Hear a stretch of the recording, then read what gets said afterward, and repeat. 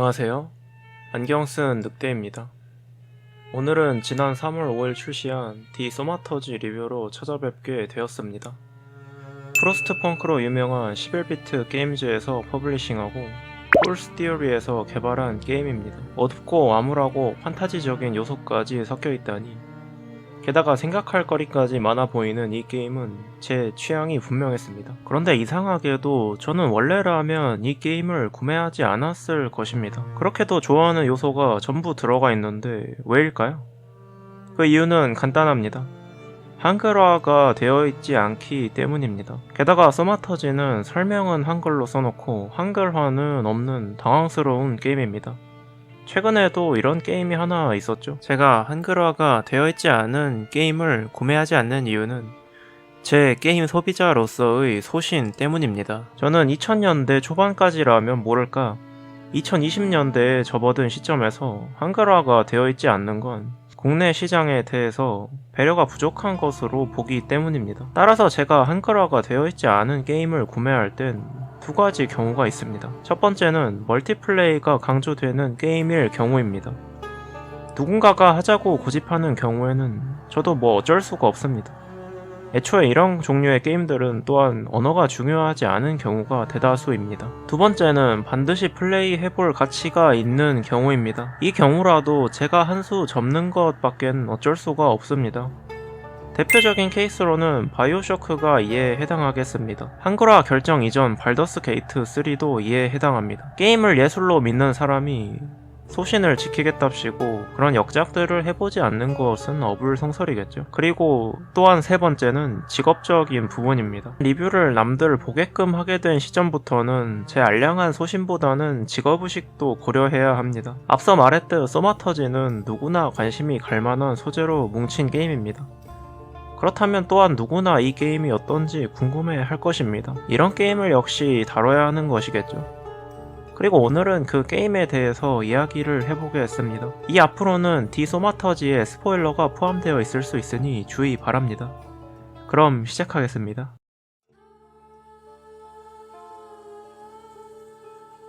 제가 앞에서도 잠깐 이야기했지만 저 같은 판타지 사랑꾼은 도저히 그냥 지나칠 수가 없는 요소들을 장착한 게임입니다. 어두운 분위기에 건조한 등장인물들, 근대 서양식 건축물과 의복들, 거기에 오컬트까지 끼얹으면 그야말로 환상의 조화입니다. 게다가 스팀 페이지 설명란의 슬로건은 또 어떻습니까? 모든 사람은 자신의 악마를 가지고 있다. 마치 주인공의 오컬트 능력을 인간의 심리에 빗댄 문학적 메타포가 가득할 것만 같은 느낌.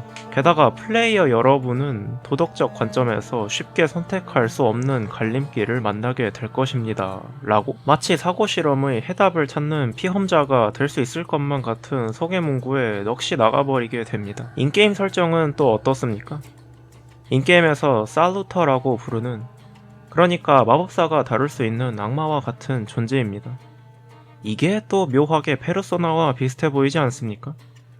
살루터와 대화를 나누는 모습이라던가, 살루터는 실체가 본래는 없다는 설정이라던가, 사람의 플로우를 거두면 사람의 인격에 변화가 생긴다던가 하는 부분 말입니다. 게다가 그래픽도 인디게임이라는 생각이 들지 않을 만큼 준수한 편입니다. 모션이나 에셋 등은 조금 인디게임 티가 나고 배경음악이 지나치게 긴장감이 없긴 하지만 나름 타격감도 있고 게임이 워낙 정적인 톤을 가지고 있어서 그런대로 괜찮아 보입니다. 전투 시스템은 기본적인 턴제 전투이지만 보드게임 형식으로 간소화된 느낌이 있었습니다. 그도 그럴 것이 파밍이 자유롭지 않아 게임 내에서 얻을 수 있는 경험치가 제한적이고 경험치를 제외한 다른 성장 재화는 없기 때문에 결말 카드가 여러 개인 보드게임을 하는 것 같은 느낌입니다. 개인적으로는 마음에 들더군요. 소개글에서 나왔던 조사 메커니즘이라는 것은 사실 위쳐3 정도의 방식입니다. 플레이어들이 직접 추리해야 하는 부분은 사실 적고 함지된 증거를 몇 개 모으면 게임 내에서 결론이 나오는 방식입니다. 실제로 하루종일 위쳐센스 키고 다니던 기억이 비슷하게 이 게임도 하루종일 우클릭하면서 돌아다니는 게 일입니다. 선택지에 스탯의 영향을 받기도 하는 게 위쳐가 떠오릅니다. 그 외에도 엔딩의 가짓수도 많으며 사이드 퀘스트 중 일부는 엔딩에서도 언급이 된다는 장점이 있습니다. 그렇지만 솔직하게 이야기하면 소마터지의 매력적인 포인트들은 단지 여러 가지가 놓여져 있다는 인상이라고 말하고 싶습니다. 제가 지난 챕터에서 모션이나 SS 영성함이나 긴장감 없는 배경음악의 게임의 톤 덕분에 크게 거슬리지 않는다고 했는데 그건 그렇다고 치더라도 컷신 전환이나 연출에서는 너무 엉성한 티가 많이 나서 감상하는데 지장이 갈 정도입니다. 인물 에셋은 하도 돌려써서 상대방에 똑같이 생긴 적이 둘이나 있을 정도입니다. 이건 뭐 쌍둥이라는 설정인가요? 그리고 사실상 조사 메커니즘이라는 것이 위쳐 같은 시스템을 가졌다고 했는데 솔직한 감상으론 위쳐보다 낫다고 할 만한 부분이 적습니다. 그냥 탐지 파트와 텍스트 양만 늘려놓으면 소마터지가 됩니다. 제 생각에는 게임이 너무 무거워질 것을 우려한 선택이 아닐까 합니다. 실제로 그 덕에 제가 단서 텍스트를 일일이 전부 심도 있게 읽어야 할 필요도 사라져서 좀 편하긴 했지만 말입니다. 하지만 절충안으로서 퍼즐 요소를 넣었다면 어땠을까 하는 생각이 듭니다. 게임의 분위기와 퍼즐도 퍽 어울렸을 것 같습니다. 그리고 심도 있는 딜레마나 어떤 문학적이나 철학적으로 분석할 만한 부분도 없습니다. 그런 부분은 고사하고 사실 선택의 중요성이 그렇게 두드러지지도 않습니다. 오만한 대답을 골라도 그렇지 않은 선택지와 결과 차이가 크게 나지 않는 경우가 대부분이며 나름대로 선택지를 비틀어도 큰 줄기는 변하지 않는 경우가 많습니다. 코네치킨을 죽이지 않는다고 선택해도 아브리치가 결국 죽이는 것이 대표적인 경우입니다. 물론 선택지가 있는 게임답게 엔딩이 여러 개이기는 하지만 엔딩으로 갈라지는 선택지 자체는 너무 티나게 드러나는 편이고 그 외에는 오만함 수치가 몇인지를 따진다거나 하는 경우입니다. 물론 이 정도면 크게 부족한 건 없다고 할 수 있겠지만 2024년에 선택을 강조한 게임이 보여주는 것 치고는 적다는 게 제 인상입니다. 사실 엔딩에서의 차이점이라는 것도 그냥 그림 몇 장으로 보여주는 것에 차이가 생길 따름입니다. 나름 필드 인카운터도 있기는 하지만 그냥 구색만 갖춘 정도고 오만함 수치가 너무 높아서 고르지 못하는 선택지도 있는 게 신기하긴 했지만 단지 그뿐입니다.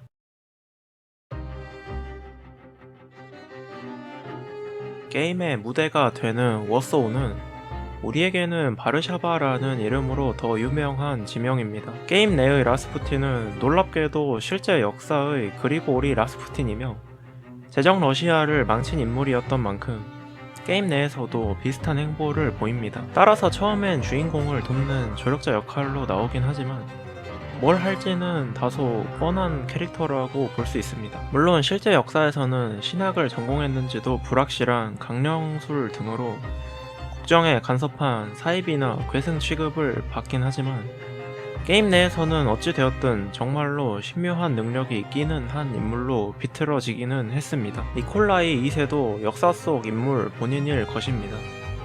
그리고 시대적 배경인 1905년은 피해 일요일이 발생한 해이기도 합니다. 하지만 이렇게 소소하게 게임 내의 인물들이 실존했던 역사 속 인물이라는 걸 알아보는 재미 말고는 어떤 이유로 굳이 국가 권력과 연계되는 스토리 라인을 채택했는지는 여전히 알기가 어렵습니다.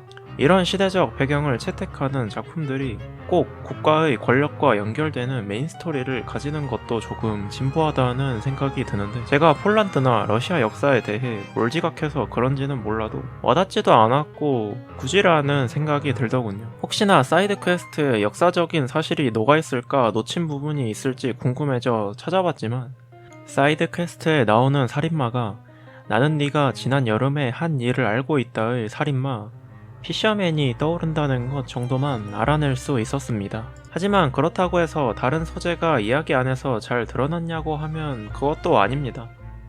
주인공 아버지에 대한 숨겨진 사실도 나오고 주인공의 내면 묘사 연출도 나오긴 하지만 뭔가 크게 감명 깊은 장면은 없었습니다. 사실 마술사라는 설정도 역사적 사실이 섞인 것도 각각 주제 선택에 있어서 어떤 큰 의미가 있다고 생각하기는 어렵다는 게 제 의견입니다. 심지어 엔딩씬에서는 초자연적인 요소라고는 유피를 온 것만 짧게 나올 따름입니다.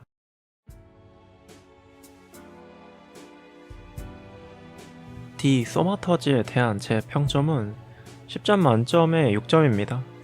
흥미로운 소재를 한 보따리 가져와 마구 흩뿌려 놓았지만 정돈되지 않고 그냥 흩어진 채 남은 것 같은 인상이 드는 게임이었습니다. 예상외로 높은 퀄리티의 그래픽과 아트와 같은 시각적 요소는 인게임 내에서도 훌륭히 구현했고, 게임 전반의 시스템이나 전투도 크게 모난 구석 없이 구현되어 있지만 아쉽게도 너무나 떨어지는 컷신 연출의 퀄리티나 모션의 어색함은 그냥 넘어가기에는 힘든 요소이며, 어디서 많이 본 것 같음에도 혼란스러운 스토리 역시 소재 중 어느 한 곳에 집중하지 못한 아쉬운 결과물이 되었습니다. 플레이 타임은 사이드 퀘스트도 열심히 하면서 돌아다니며 24시간 정도 나오는 듯 하며, 분량은 가격에 비하면은 괜찮다고 생각할 수 있을 것 같습니다. 여담으로 라스푸틴은 역사에서의 악함과 끈질김처럼 게임에서도 최종 보스로서 굉장히 강력한데 온갖 부정적 효과를 두 턴마다 거는 보스입니다. 이는 셀루터를 해방하는 것으로 해제가 가능합니다.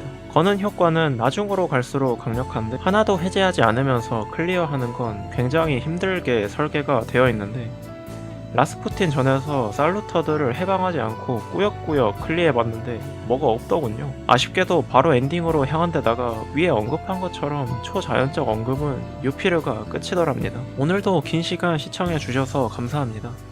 안경 쓴 늑대였습니다.